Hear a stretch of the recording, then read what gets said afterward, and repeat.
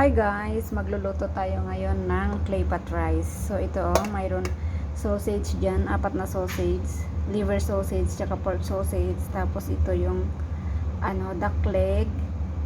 Tapos mayroon siyang mushroom. Ito yung chicken niya, half chicken yan, na marinate na yan ng mga star anise, ganyan, mga ewan ko. Yung mga minarinate ko na, basta na marinate ko na yan. Tapos ito yung rice niya, mahigit dalawang hugasan ko yan. Tapos guys, wag nyo nang pansinin yun ganyan na talaga yan, nag-iibang kulay na. Tapos dito ko siya nilagyan ko siya ng mantika para hindi siya dumikit, para yung tutong niya is pag nila kinayod makukuha yung tutong.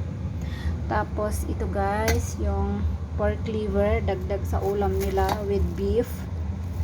Tapos at saka ito naman yung gulay niya, yan.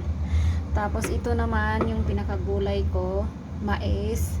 Tapos lagyan ko ng sliced pork, yan.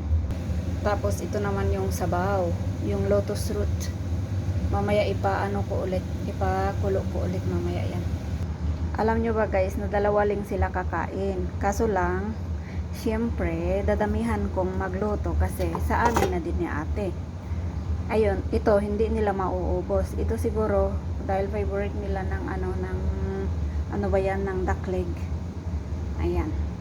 Maubos nila siguro ito. Pero ito, baka tig-isa lang ang iserve ko dyan. Tapos syempre, kami ni ate. Ito, sabihin ko na pala yung pinang-marinate ko dito. Marinate ko ng oil, sesame oil. Tapos konting light soy sauce. Tapos ito star anise. Ano ba to? Cinnamon. Tapos ito. Tapos luya. Tapos yung white pepper. Yan. Tapos ito babaw ko lang. Ito i-steam ko naman ng 20 minutes kasi ito mahirap lutuin. Kasi yung bigas iluluto ko muna, tapos ipaibabaw ko ito, i-arrange ko. Tapos lagyan natin ng sweet soy sauce. Ito hugasan ko. Dapat pag hinugasan ko ito guys, walang tubig, kaya inilagay ko sa strainer. Yan. Naluma na yung strainer natin, hindi yun dumi. Nag-iba lang ang kulay niya. So, yan lang guys. Dalawa lang silang kakain. Ang daming putahe. Kaso lang, pag kundi lang kasi ang lulutuin ko, parang sila, yung kunti lang ang pagpilian, parang ganun ba? Kaya dinadamihan ko. So, yan lang guys. Thank you for watching. Bye!